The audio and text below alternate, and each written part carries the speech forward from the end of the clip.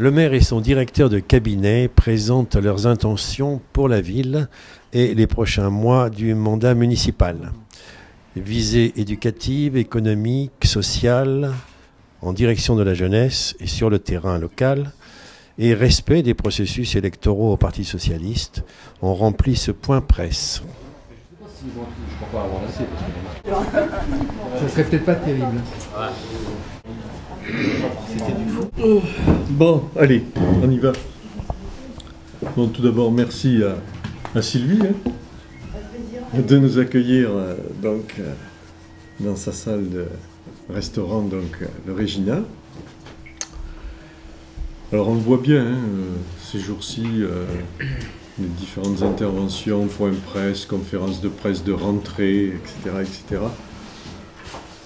Donc on avait prévu déjà de faire un point presse hier, et puis donc comme il y avait un autre point presse de ne pas superposer, donc on a décidé de la décaler à aujourd'hui. Alors conférence de presse de rentrée, je dis moi conférence de presse de rentrée, il faut être parti pour pouvoir faire une conférence de presse de rentrée. Dire que je ne suis pas parti longtemps cet été, pas plus de 4 jours. Bergerac était riche en animations diverses et variées, et donc j'ai passé beaucoup de temps ici sur Bergerac, et je ne suis pas parti 4 jours, je ne suis parti que 4 jours. Donc merci à toutes et tous de votre présence ce matin, et pour un point presse qu'on a souhaité décliner autour de la jeunesse. En ce sens où elle est pour nous le centre, bien sûr, de nos préoccupations présentes et futures. Alors, on a vu que le président de la République, François Hollande, en avait fait une priorité en 2012. Alors, nous, on avait pris un petit peu d'avance, puisqu'en 2008, bien sûr, on avait compris que sur Bergerac, cette jeunesse faisait état de laisser pour compte des politiques publiques. Dès lors, donc à partir de là, on avait dans notre programme axé fortement ce travail autour de la jeunesse. Pourquoi ? Pas seulement pour s'attacher les faveurs d'une partie de nos concitoyens, bien sûr, mais parce que les jeunes reflètent bien cette nécessité de la transversalité de nos politiques. Je dirais qu'on est un petit peu dans ce triptyque, grandir, étudier et travailler. De la crèche à l'école primaire, puis du lycée aux études supérieures, pour enfin trouver un logement et un travail. Donc c'est l'ensemble de nos politiques qui est directement ou indirectement affecté par la problématique des générations à venir. Alors, y réfléchir, l'anticiper, c'est ce que j'ai demandé à l'équipe municipale et aux différents services, c'est résolument être tourné vers l'avenir. C'est le choix que nous avons fait, et concrètement, ça veut dire quoi ? Premièrement, je le disais tout à l'heure, c'est revoir l'offre de crèches sur le territoire pour une meilleure répartition et une réponse aux besoins. S'il y a de nouveaux arrivants, et il y a de nouveaux arrivants, il faut qu'on adapte les structures. Or, rien que sur Bergerac, l'année 2012 a vu l'installation de 250 nouveaux habitants. Je constate aussi, avec satisfaction, que Bergerac est la ville de Dordogne qui attire le plus de jeunes, après une étude qui a été réalisée par Compass en 2012. Alors on a l'habitude de dire « Bergerac, c'est un nom de temps, comme ça, c'est phrase toute faite. Bergerac, c'est une ville de vieux, il n'y a pas de jeunes. » Faux. Faux. Nous n'avons qu'à voir, à certains moments, lorsqu'il y a des manifestations, on pourra les passer tout en revue, les jeunes sont bien présents ici à Bergerac. Qu'ils soient présents dans les différentes manifestations, qu'ils soient présents dans les différentes structures de formation, dans les différents... le tout, c'est de pouvoir à un moment leur faire un certain nombre de propositions, et on s'aperçoit que les jeunes sont là. On a 10% de jeunes de 18-24 ans de plus en 10 ans sur cette ville. Donc ça a augmenté de 10% en 10 ans, alors qu'il est resté stable à l'échelle de la Dordogne. Et l'augmentation concerne essentiellement les jeunes femmes. Et Compass indique bien que cette augmentation découle de l'attractivité de Bergerac pour certains jeunes. Donc une augmentation, on voit que c'est une ville, bien sûr, où il y a une augmentation et une évolution au niveau des jeunes. Pourquoi cette thématique de la jeunesse et aborder cette question de la jeunesse donc dans ce point presse de rentrée? C'était surtout aussi de se saisir de la formidable opportunité que le ministre de l'Éducation nationale nous a proposée en refondant notre école et son pacte égalitaire, afin de redonner toute sa place à l'éducation et l'enseignement. Pour Bergerac, cela a signifié d'appliquer le changement des rythmes scolaires dès la rentrée de 2013, avec un renforcement des activités périscolaires encadrées par plus de 100 personnels. Donc là, une palette d'activités est proposée donc, aux scolaires, que ce soit autour de la culture, autour du sport, autour de l'éducation à l'environnement, autour de la citoyenneté, donc quelque chose d'important. Donc la ville de Bergerac et son service éducation donc, se sont, je dirais, bien immergés dans cette refondation donc, des rythmes scolaires. Alors, on voit aussi que, et je le disais lors du point presse que nous avons fait lors de la rentrée, dans le cadre des visites des écoles, que nos effectifs sont en augmentation. Donc, deuxième année, les effectifs sont en hausse. Et donc, on avait quand même promis, dans les premières années du mandat, d'inverser la courbe pour non plus assister à des fermetures de classes, mais à des réouvertures de postes. Et c'est le cas à l'Alba. Donc, nous allons soutenir l'effort afin que cette courbe donc, qui s'inverse puisse être maintenue. Donc, des rénovations importantes dans ces lieux.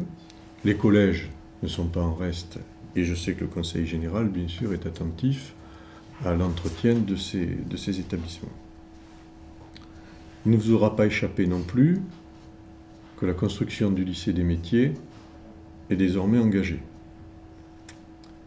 Elle permettra entre autres, je dirais, le fait d'améliorer les conditions bien sûr d'apprentissage et d'être écologiquement durable, et de redynamiser les commerces des boulevards et du centre-ville. L'erreur aurait été que ce lycée soit implanté à la périphérie de la ville. On a bien vu qu'il y avait sur certaines politiques il y a quelques années, eh bien, cette propension à reléguer les jeunes à la périphérie des villes. Donc là, l'intérêt, c'était de pouvoir ramener les jeunes et là-dessus sur le centre-ville. Donc le fait qu'il était impossible de construire ce lycée sur le site et que cette construction avait été mal évaluée, tant au niveau des conditions de construction, mais aussi de la situation par rapport aux jeunes. Donc ça, c'est un élément important et qui permettra bien sûr de permettre aux jeunes de pouvoir circuler plus facilement dans le centre-ville, de pouvoir consommer, etc. Et de donner ainsi eh bien, à cette ville eh bien, une jeunesse particulièrement présente. C'est aussi l'offre des formations supérieures qui ne cesse de croître, et ce dans des domaines plus diversifiés, qui répondent donc aux besoins des entreprises et des jeunes qui sont ici. Nous voulons bien sûr que ce territoire soit particulièrement attractif, performant et à la pointe des nouvelles technologies. Pour accompagner cette mutation des jeunes adultes, j'ai demandé à ce que la cellule logement au niveau de la mairie de Bergerac soit beaucoup plus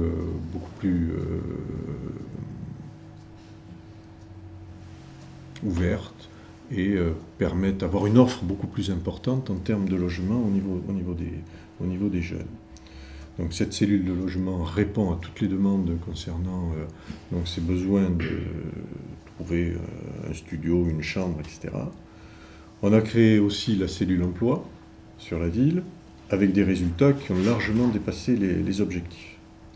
Je rappelle qu'aujourd'hui, la ville de Bergerac accueille plus de 30 jeunes dans le cadre des contrats des emplois à venir. On est la première ville d'Aquitaine aujourd'hui à avoir donc autant de jeunes dans le cadre de ces contrats à venir. J'ai souhaité également que les clauses d'insertion dans les différents chantiers soient véritablement mises en œuvre. À titre d'exemple, dans le cadre de l'ANRU, nous avons eu 30 000 heures dans le cadre de la clause d'insertion. Cela a permis, donc ces clauses d'insertion, de répondre à 94 demandes aujourd'hui au niveau de l'emploi, avec une grande majorité de jeunes donc, qui ont pu donc en bénéficier. Alors, on pourrait évoquer pêle-mêle, je dirais, la place active du Conseil municipal des jeunes, du Bureau d'information jeunesse, la mise en place d'un festival à l'adresse de la jeunesse avec pour la première fois un ensemble de concerts reggae. Vous avez les cultures urbaines, ce festival qui va de nouveau avoir lieu en octobre-novembre, voilà, durant les vacances de Toussaint. Pour les athlètes de haut niveau, bien sûr, les aides qui sont apportées, je pense à Stani Delair, donc avec une convention d'insertion professionnelle. Tout ce qui est festival des jeunes talents, que ce soit au niveau de la culture ou au niveau du sport, donc des efforts importants ont été consacrés. Donc des bourses pour les jeunes sportifs, je pense à Lise Blanc, Johan Durand. Voilà. Le sport prend une place bien sûr importante. Je pense donc au renouvellement, on a mis je dirais des efforts importants en soutien de l'USB Basket pour qu'on ait enfin une équipe de basket hommes et une équipe de basket filles, donc sur la ville de Bergerac. Bon, on voit que les effectifs, et aussi grâce au titre de champion de France et aux bons résultats qu'a pu obtenir le rugby, eh bien l'école de rugby aussi donc accueille de plus en plus de jeunes. Donc en gros, je dirais qu'on est aux côtés des dirigeants des associations sportives pour assurer donc une offre de qualité aux Bergeracois. Élément important aussi concernant, et ça a été donc mis en place la semaine dernière, l'inauguration a eu lieu la semaine dernière, c'est l'offre qui peut être apportée au niveau des ados en termes de soutien, de lieux d'accueil et d'écoute par rapport à des difficultés que des adolescents peuvent rencontrer avec la mise en place de la maison des adolescents. Cette maison, c'est une maison départementale qui a vocation à accueillir bien sûr les adolescents qui peuvent se chercher à un moment donné afin d'avoir eh bien, dans leur développement, dans leur réflexion, eh bien, un soutien et une aide de manière tout à fait libre et spontanée. Donc des professionnels peuvent y répondre, et cette maison des adolescents est donc le résultat d'un long travail que nous avons mené avec donc les différents partenaires. Et elle fonctionne de manière tout à fait pertinente aujourd'hui et répond aussi aux demandes que les parents peuvent formuler.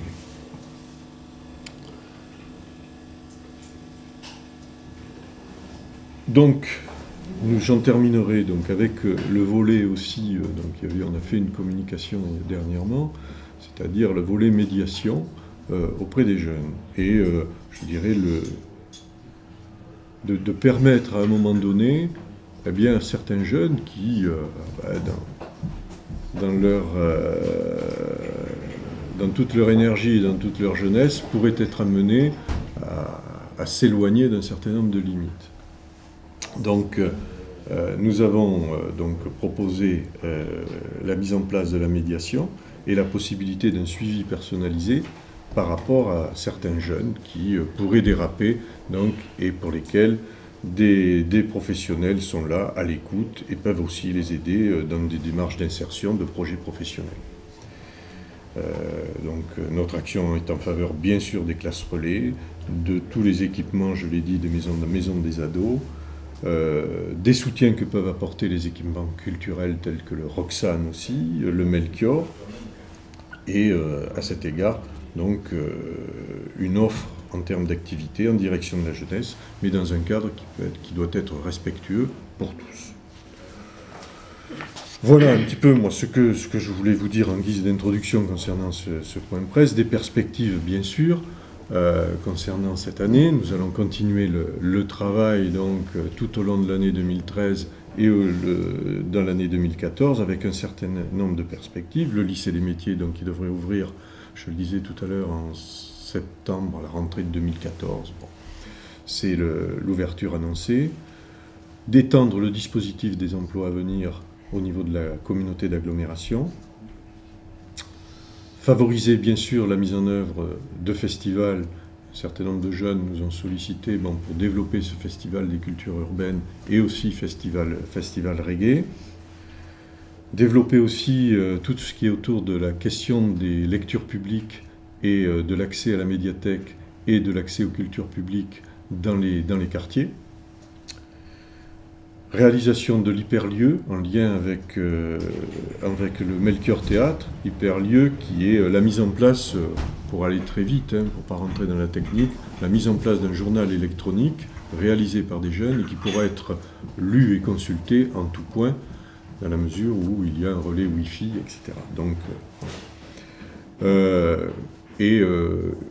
nous entendons aussi, donc, vu le succès que représente le skatepark, eh bien, pouvoir répondre à la demande des jeunes concernant le skatepark, donc sur une formule type contest, c'est bien ça, et puis organiser un certain nombre de compétitions qui pourront donc avoir lieu. Voilà un petit peu ce que je voulais vous dire en guise d'introduction concernant ce... Antoine, tu avais plein de questions. Oui. Là-dessus, j'étais clair. Je crois qu'il y a un temps pour tout. J'ai fait part de l'annonce concernant ma candidature, bien sûr, en fonction d'un certain nombre de règles et de principes édictés par l'organisation politique à laquelle j'appartiens. J'ai toujours dit que le temps de la campagne électorale viendra. Nous ne sommes pas en campagne électorale, d'autant plus que je n'ai pas été désigné pour être le premier des socialistes afin d'engager des négociations avec les différents partis et de constituer la liste. Moi, j'ai toujours indiqué qu'il y avait un temps pour tout et j'entends respecter ce timing. Aujourd'hui, nous sommes au travail. J'entends décliner jusqu'au bout le travail qui est mené par l'équipe municipale en place.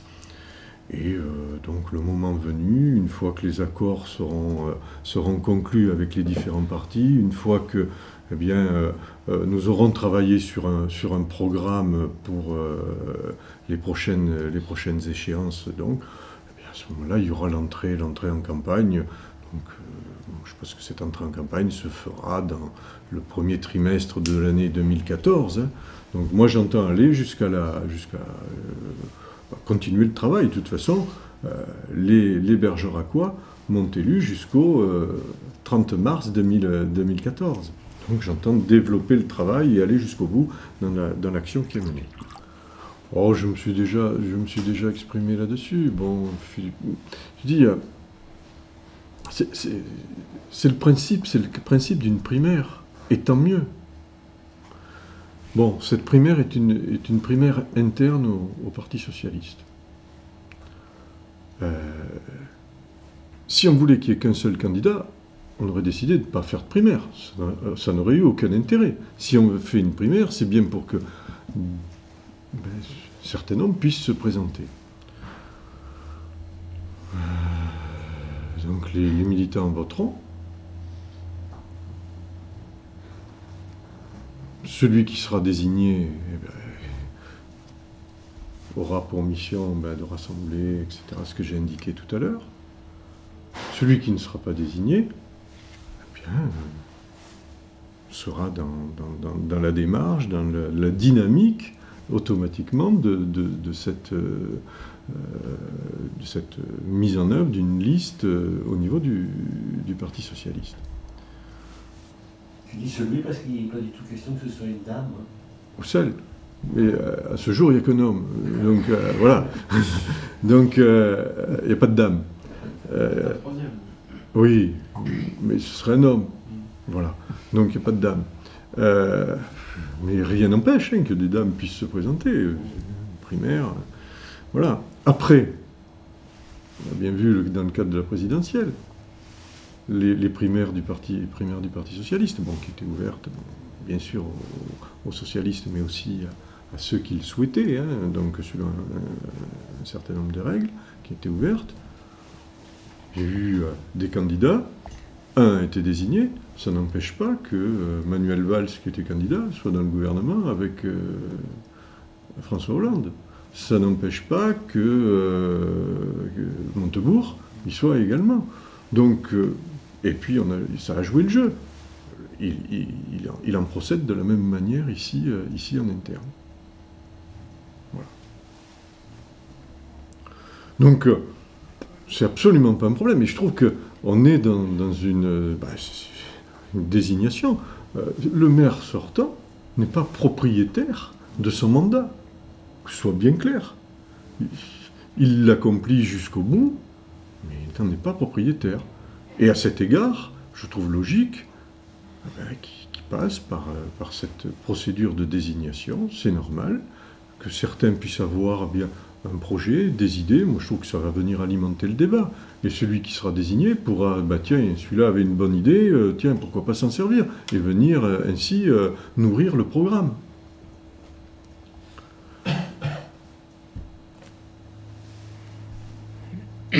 On voit dans des partis, un qui s'autoproclame, l'autre qui s'autodésigne. Une autre manière de fonctionner. C'est aussi comme ça que je le conçois. C'est tout.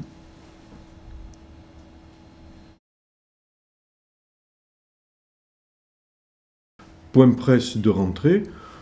Point presse de rentrée, je me suis servi de l'opportunité de cette refondation des rythmes scolaires pour pouvoir aborder un petit peu toute la politique, je dirais, transversale qui est menée en faveur de la jeunesse sur cette ville et que nous entendons poursuivre. Donc des dossiers aussi sont en cours, hein, sur lesquels on travaille, et qui concernent bien sûr la jeunesse, mais l'ensemble de la population. Je pense à la réflexion qui est menée sur la piste d'athlétisme. Donc un dossier va être bientôt présenté, je crois qu'il sera présenté au prochain conseil municipal. Un dossier que nous avons, sur lequel on a travaillé, les services ont travaillé, donc piste d'athlétisme. Et puis, bien sûr, un dossier important, c'est la piscine plus le parc aqualudique. Mais bon, ça fait partie de l'action, du travail que nous menons actuellement. Est-ce que vous avez des données, peut-être dans le dossier de presse, sur l'emploi des jeunes? Tu l'as mis, ça? C'est-à-dire sur tout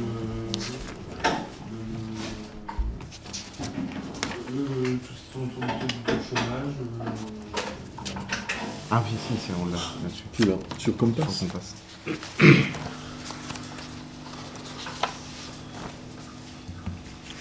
Tu l'avais souligné, je crois, là, tout à l'heure.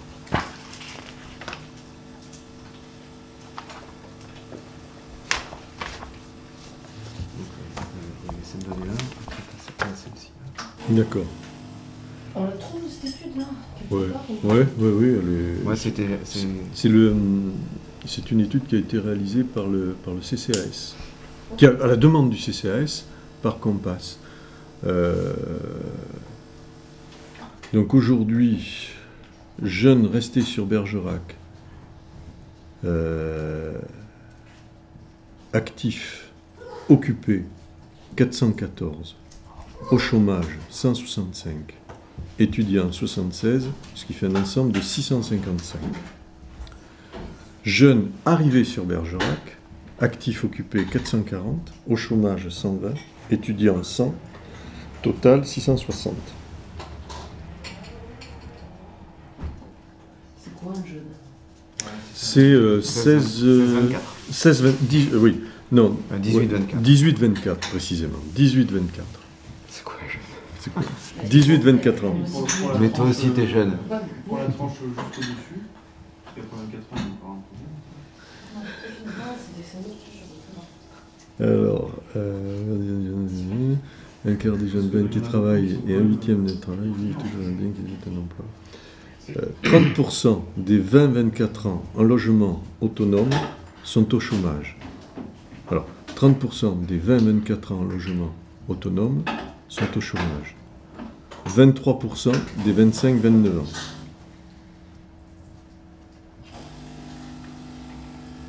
Alors, ce qui est donné aussi, c'est plus d'actifs parmi les jeunes. Et donc, moins de jeunes en études. Il y avait une autre étude, je ne sais plus quelle année on en avait parlé, qui disait que Bergerac était une des villes d'Aquitaine où le niveau de qualification était le plus bas.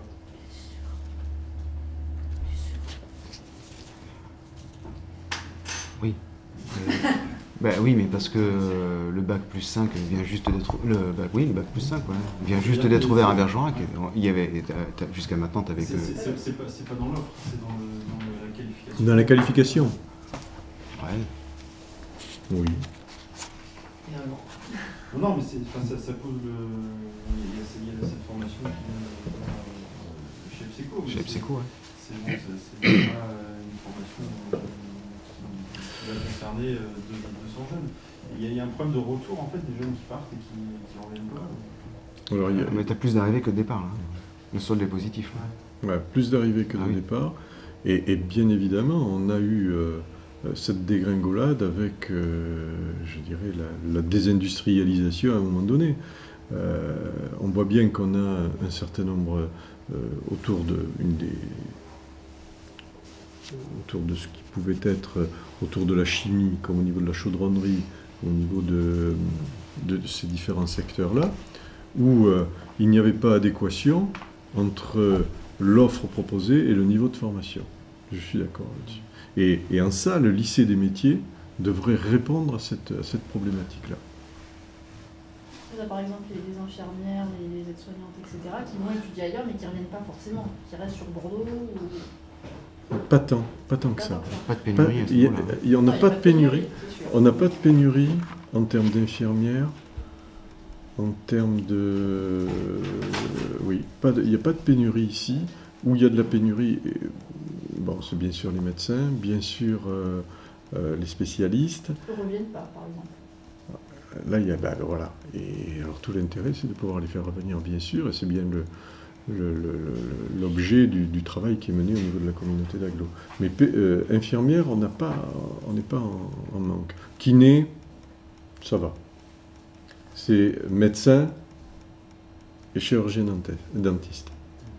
Pourquoi ils ne reviennent pas? Alors ophtalmo, oui. Alors ophtalmo, c'est... Voilà, les spécialistes. Ils ont trouvé tout. Hein? Ils veulent parvenir. Je sais pas. Voilà. Mais c'est vrai qu'il y en a ce problème d'adéquation entre... bon, après, travailleurs sociaux, on a quand même un centre de formation ici.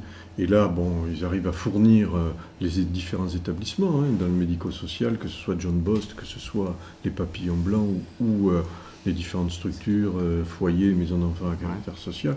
Là, le personnel y est. 3F, la maths. Et c'est vrai que bon, ces centres de formation sont quand même des lieux qui accueillent des jeunes ou moins jeunes venus de partout, quoi, hein, de toute la région, même au-delà, quoi, hein, dans ces centres de formation.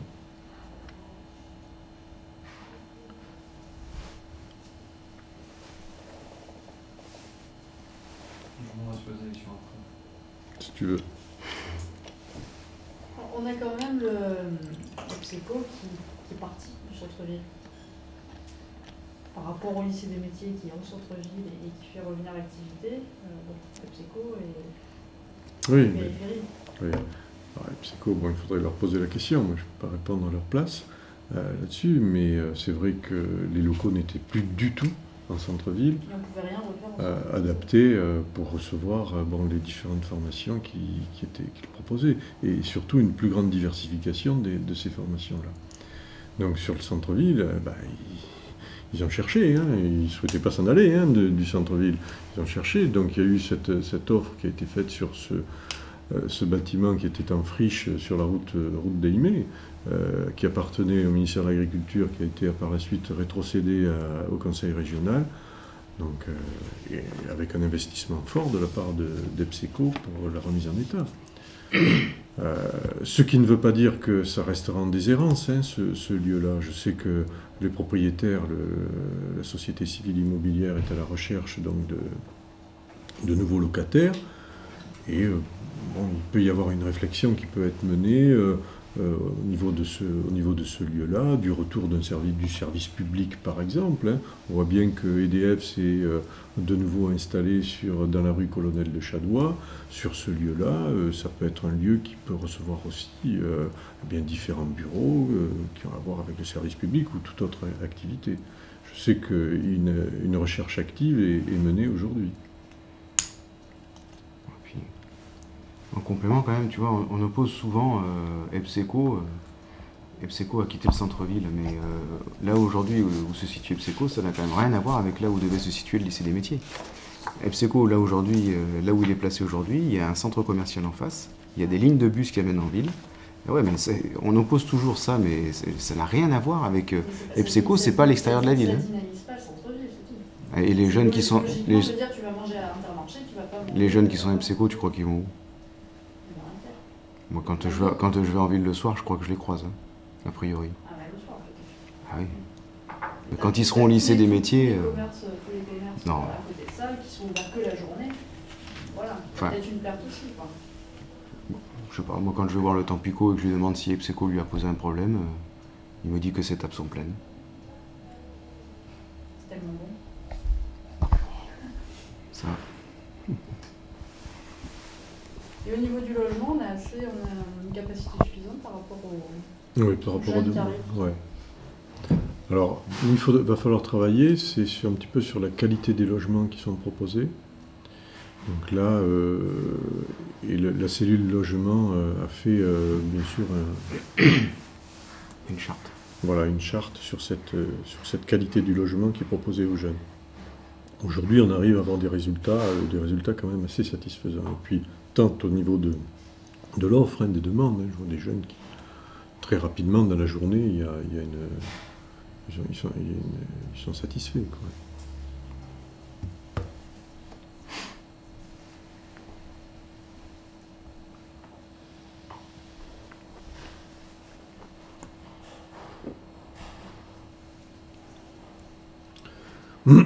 Alors, c'est vrai que sur l'offre de formation, Bergerac, à une certaine époque, hein, il y a plus de 10 ans bien sûr, hein, a loupé l'opportunité, hein, d'avoir une offre en termes, qu'elle soit universitaire comme Périgueux a pu l'avoir, au niveau sur la Grenadière. Et puis aussi, il y avait un projet, je me souviens, d'un projet d'école nationale de l'horticulture. On voit bien que l'horticulture ici sur le secteur est bien développée. Et à l'époque, il y avait une délocalisation de l'école nationale d'horticulture qui était prévue. Bergerac a été candidat, hein, je me souviens bien, pour accueillir cette école nationale d'horticulture. Et elle est partie ailleurs, quoi. Je ne sais plus si elle était sur Blois ou dans ces coins-là. Voilà. Donc c'est vrai que des opportunités n'ont pas pu être donc prises en compte. Et donc on voit bien que ça a pénalisé aussi en termes d'offres de formation ce territoire. Mais je dirais qu'il y a véritablement aujourd'hui quand même, hein, on voit à partir d'initiatives privées, mais aussi à partir d'initiatives publiques, hein, la construction quand même du lycée des métiers va être une réponse importante par rapport à tout ça. Bon, que ce soit autour des métiers, que ce soit autour du médico-social, autour de la bureautique, management, de l'esthétique. On a une école qui fonctionne très bien au niveau de l'esthétique. Bon, il y a quand même une offre importante.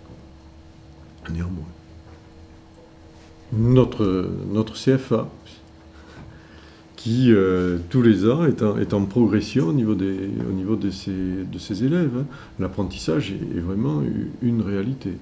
Donc là aussi, ça demande des adaptations et que, bon, en permanence, il faut savoir se renouveler et pouvoir s'adapter à l'offre d'emploi. Mais tout ce qui est autour de l'hôtellerie, bon, enfin, on a quand même, je dirais, un beau panel au niveau de l'hôtellerie. Les jeunes qui sont formés, que ce soit au lycée Jean Capelle ou au CFA, sont des jeunes qui trouvent de l'emploi dans des restaurants de bonne qualité par la suite, quoi, de par la formation qui a été dispensée. Bon, il faut pas... Souvent, hein, on aurait tendance à dire à Bergerac, c'est ça. Bergerac, c'est une ville de vieux, il n'y a pas de jeunes, il n'y a pas de formation, il n'y a pas de ceci, il ne se passe rien. Faux, c'est pas vrai. Bien sûr, c'est pas la cité, c'est pas une ville universitaire comme Toulouse, une ville universitaire comme Bordeaux. Non, mais bon, il y a quand même une réponse et une offre qui est apportée. À tous les niveaux. Je vous disais, culturelle, sportive, une ville comme Bergerac, vous pouvez pratiquer tous les sports. Tous les sports. Du ski bientôt. Tout à fait, Antoine. Premier en France. Tous les sports. C'est ça, ça fait plaisir. Ouais. Au niveau Son mari surtout. quand même.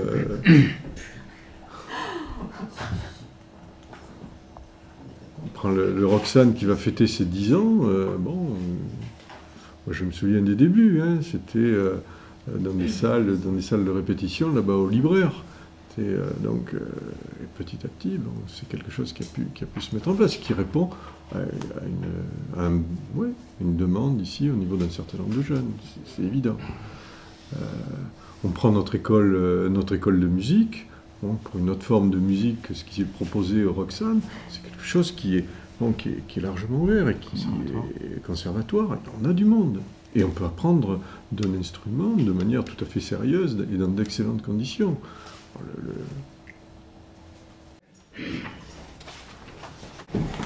Chaud devant alors. Non.